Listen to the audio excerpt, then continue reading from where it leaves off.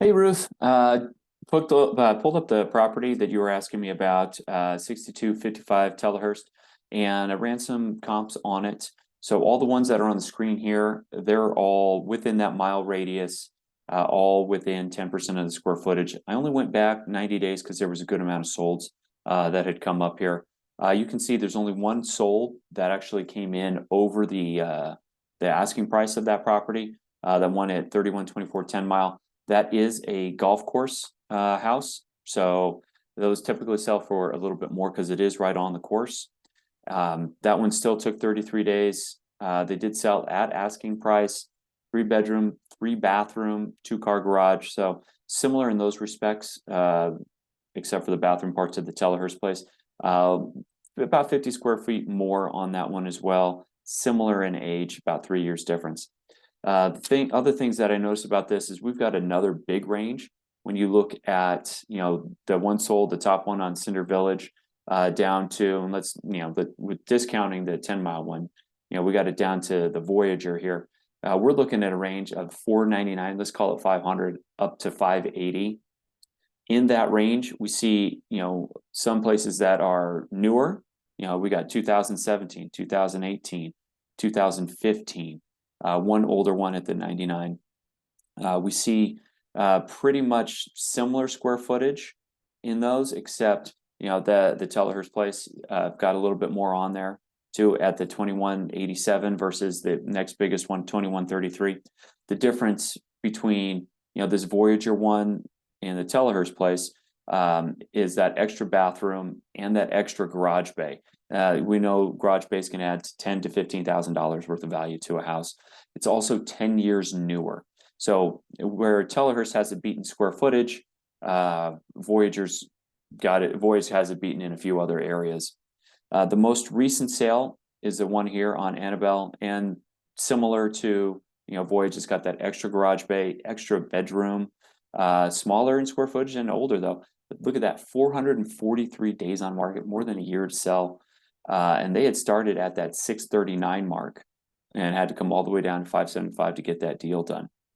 So digging into this one, we'll take a closer look here real quick. Going through the pictures of it, I mean, it looks like, a great house. Beautiful view out, nothing built in the back there. There's a little bit of grass in there or turf, but everything else seems pretty low maintenance, and that is turf, and it kind of looks like it. Hey, zero escape backyard, that's great. The interior looks to be done nicely as well. I'm just going to go through and kind of briefly show you the rest of the pictures. Good looking kitchen, pantry space, newer looking appliances, great white paint, blank canvas. A buyer should be able to see themselves in this house. Now, if it's vacant now, it's going to look even bigger, really showing off that 2,200 square feet, without furniture in place.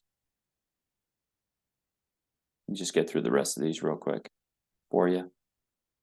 And, it's not incredibly dated like we've seen on some other places in 2005. I mean, there's tile countertops in some of the bathrooms, but buyers should be able to look, past just that little bit to see the rest of the house.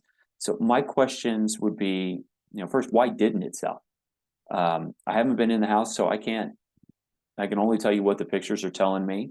And if they had a lot of showings at the house, but no offers at asking price, it shows that, hey, people like the house because we're going to the house and we're making offers on the house.